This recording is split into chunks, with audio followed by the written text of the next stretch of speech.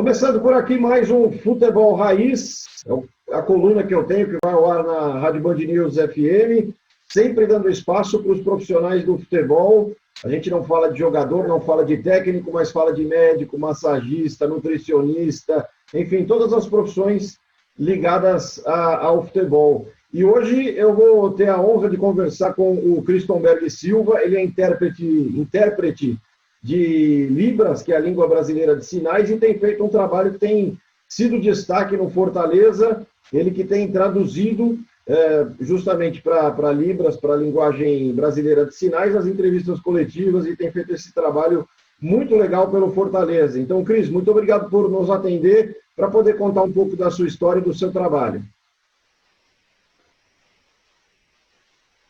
Ok, eu que agradeço pela participação. Boa tarde a todos, boa tarde pela sua grande audiência, boa tarde pelo convite.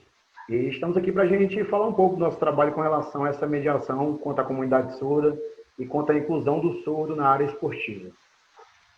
Vamos começar um pouco contando da sua história, onde você nasceu, onde você cresceu. Pronto, eu nasci em São Paulo, né, inclusive, como eu já relatei para você, mas pequenininho, 2, 3 anos, eu vim para Fortaleza e hoje moro em Maracanaú, a região metropolitana de Fortaleza, e lá foi onde eu consolidei minha história, né, e comecei a aprender essa língua brasileira de sinais com a comunidade surda, com essa interação na igreja evangélica, e inclusive nessa área tinha até o esporte já incluído, né, o esporte futsal com os surdos. A gente dava algum suporte quando era necessário. E nessa época não existia nem o CBO, que é o Código Brasileiro de Ocupações, então não existia a nossa profissão em si para que a gente pudesse ser reconhecido e ser remunerado de alguma maneira. Então a gente fazia muito serviço voluntário, e com esse serviço voluntário eu fui me encaixando, me enquadrando, e daí busquei me capacitar de maneira formal, com certificações, e daí foi da onde eu comecei a minha história na área de interpretação de Libras, que sempre foi o meu trabalho até hoje.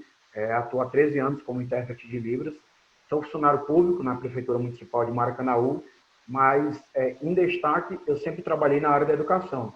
E fazendo agora 2 anos é que eu encarei essa área esportiva com quem tem se consolidado e tem dando um grande avanço com relação à interação com a comunidade surda. Como é que você chegou ao Fortaleza? Foi sua primeira experiência do tipo? Aliás, o Fortaleza é pioneiro nesse tipo de tradução nas entrevistas coletivas desse trabalho dedicado aos surdos, né? Então, como é que você entrou no futebol?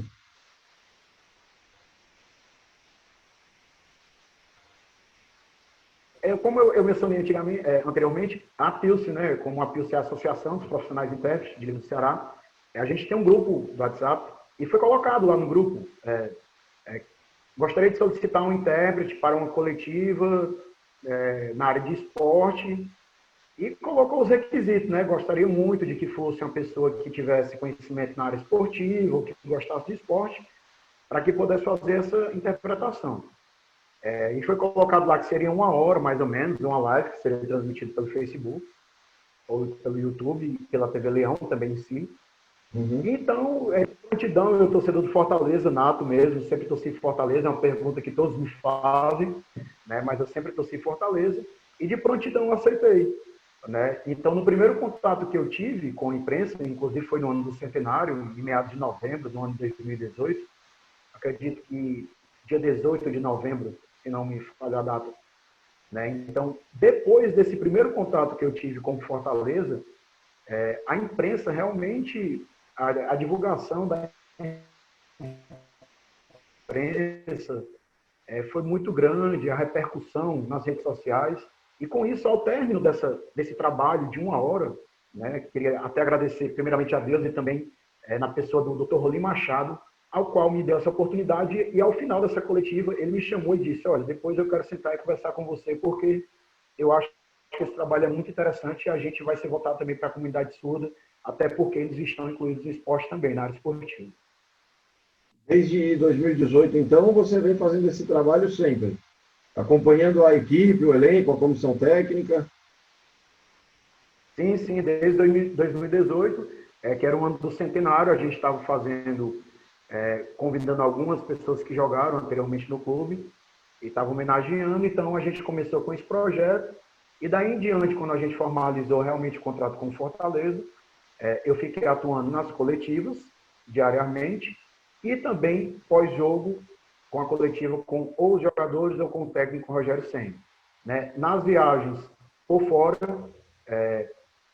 não é possível que eu acompanhe, por motivo de que eu também sou funcionário público e trabalho na Prefeitura de Maracanaú, mas a gente faz uma live relacionado ao discurso do Rogério ou de algum jogador que foi para a coletiva, e a gente encaixa nas redes sociais e também no grupo dos surdos, que realmente é um grupo que vem crescendo de uma maneira gigantesca e bem organizados. Na faixa de 70 a 80 surdos, a gente tem um grupo aí de WhatsApp dos torcedores do Fortaleza. No início, quando você participou da primeira entrevista coletiva, da primeira live, você se surpreendeu com essa repercussão? E como é que os torcedores do Fortaleza, que são surdos, eles começaram a se envolver mais a partir desse trabalho que está sendo feito? Assim, como é que foi criado esse grupo de WhatsApp? Não sei se é só um, são vários grupos. Então, como é que a partir do início do trabalho essa coisa foi crescendo? Pronto, de primeiro eu fiquei muito surpreso, né? Porque eu pensaria sim que daria uma repercussão, no caso do pioneirismo, como você mesmo mencionou, mas foi muito rápido, foi uma coisa muito rápida, era meu telefone tocando, eu quero fazer uma coletiva, eu quero fazer um programa contigo, eu quero entrevistar algum surdo. Então, foi importante porque o surdo foi colocado no cenário nacional e mundial, né? Como as redes sociais, todo mundo tem acesso. Foi feita uma entrevista com alguns surdos, se direcionando ao Castelão, foi feito algumas reportagens dedicadas a eles, né, com relação à participação deles ativa no esporte, porque a gente pensa que o surdo não está incluído nessa área, pensa voltado para a educação, rotula o surdo em si, mas o surdo é uma pessoa normal, que ele frequenta lugares normais, então, inclusive, alguns dos surdos alcançaram vários patamares, são mestrados, doutorados, que trabalham em instituições federais. Então, isso me engrandece muito, engrandece a comunidade surda. Eu fico muito feliz em saber que eu colaborei com isso e que o Fortaleza Esporte Clube, como pioneiro, ativou isso e engrandeceu. Nós temos 2 grupos de WhatsApp. É o grupo primeiro, que já eram formados antes de mim, né? Eles já tinham uma organização com relação ao Fortaleza, e eles me encaixaram nesse grupo, e agora a gente tem um grupo Leões dos Surdos, a qual a gente está promovendo até na próxima semana, acredito, a gente está alinhando, para que a gente organize o bandeirão e a faixa já do Leões dos Surdos para que sejam colocados e expostos nos Jogos do Castelão. Legal, muito bom. E nesses grupos de WhatsApp, o pessoal tem aquela cornetagem assim, quando o time vai mal ou não, ou simplesmente é uma forma de comunicação? Ou o pessoal também aproveita para trocar ideias e tudo mais? Não, assim, é um grupo normal, é um grupo, que nem eu digo, nós como os ouvintes, às vezes quando fica chateado com o time, a gente reclama, a gente, ali quando faz uma substituição que a gente não gosta, a gente vai e fica chateado, né, critica o elenco, critica o técnico, e tudo isso é normal, é de torcedor, né, a gente sabe como é torcedor, a gente sabe como é que é o sentimento do torcedor quando está ali acompanhando seu time, a vibração, a emoção, né, a empolgação. Então, é um grupo que existe cornetagem, por exemplo. Existem vários memes meu também, o pessoal coloca aí, quando o nosso time ganha, o nosso time perde. Existem vários memes rodando nas redes sociais, mas é de boa, como a gente sempre diz, é a paz em primeiro lugar, a rivalidade dentro de campo. Brincadeiras à parte, o nosso grupo se organiza também para eventos, a gente se organiza com reuniões, a gente se organiza para marcar um encontro no estádio, onde eu acompanho eles também. Não nesse período devido a essa questão da pandemia, né? Mas com relação anterior à pandemia, né, a gente sempre se reunia, a gente se encontrava, marcava o local para a gente levar todo aquele grupo de surdo e rolar aquela resenha mesmo de futebol, de torcedor, como qualquer um. E como é que é a sua relação com os jogadores e também com o técnico Rogério Ceni? Porque para eles, acredito eu, agora não mais, mas no início ali também era uma novidade, né? Ter que conceder uma entrevista coletiva com a sua participação ao lado fazendo a tradução. Então, como é que essa relação, como é que eles observam esse trabalho que você desenvolve? Como você mesmo mencionou, no começo foi um pouco diferente, mas o que é mais estranho é quando chega um jogador novo, né? Porque quando chega um jogador, a diretoria faz aquela apresentação, né, e tudo, faz uma coletiva, e quando o jogador vai sentar, que vê só uma pessoa do lado dele, que sou eu, então ele fica olhando assim para mim às vezes estranho, aí na pessoa do Fábio Marques, a qual eu quero mandar um abraço e agradecer também por toda a força, né? Ele sempre avisa o jogador, olha, ele é um intérprete de Libras, ele vai fazer a tradução do que você falar aí. Aí é que o jogador começa a socializar um pouco comigo, porque ele acha um pouco estranho quando na apresentação só tem a cadeira dele e eu do lado, ele fica pensando, pô, quem é esse cara, né? O que é esse cara do time? Se é da diretoria, se é alguma coisa, o que esse cara tá fazendo aí?